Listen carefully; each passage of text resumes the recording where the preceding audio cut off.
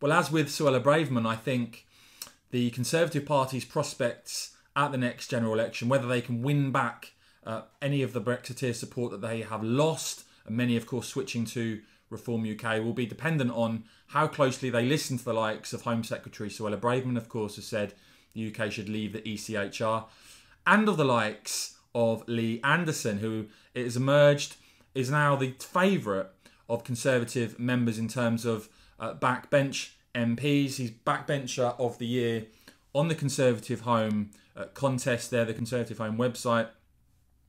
They allowed members to write in the names of who they wanted to nominate. It was backbencher of the year. A large number of names were submitted, 181. But out of those 181, Lee Anderson emerging with the most votes on 54, Boris Johnson second, 35, Jacob Rees-Mogg 32. And as I said, I certainly think if the Conservatives want to have any chance of winning another majority, they need to listen and implement the agenda of the likes of Suella Braverman and indeed of Lee Anderson. Let me know if you agree with what Lee Anderson has to say here. Lee, this is a row of the government's own making. Why can't Liz Truss just say that benefits will go up in line with inflation during a cost of living crisis? Well, I've not heard much of a row so far, Layla. I think that's a row being stoked up by the BBC at the moment. I know one cabinet minister spoke out about it, but look, this is where I stand. We're telling public sector workers and people working in the private sector that they're going to get 2, 3, 4% pay rise. We're living in difficult times. People are struggling with the bills, and yet we're saying to another section of society, you're going to get an inflation-busting 10 or 11% pay rise.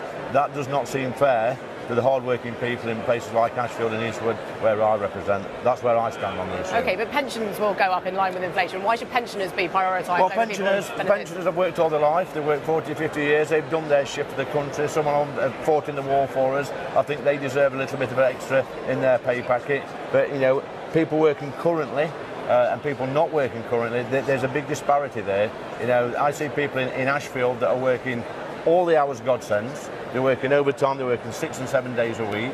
They're really struggling to pay their bills and their mortgage, and they're going to have to get by on 3 or 4%.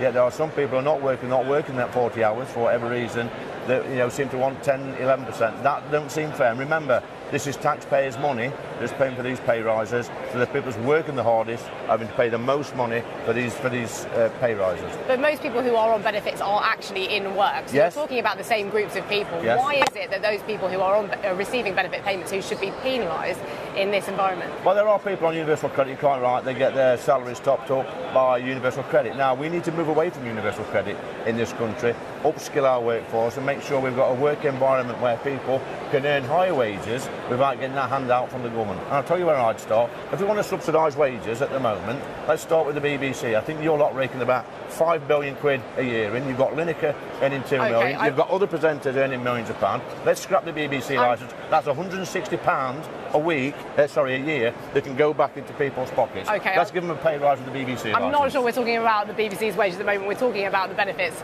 whether they should be. But that £5 billion could pay towards the benefit system and do everybody a favour. OK, well, let's get back to the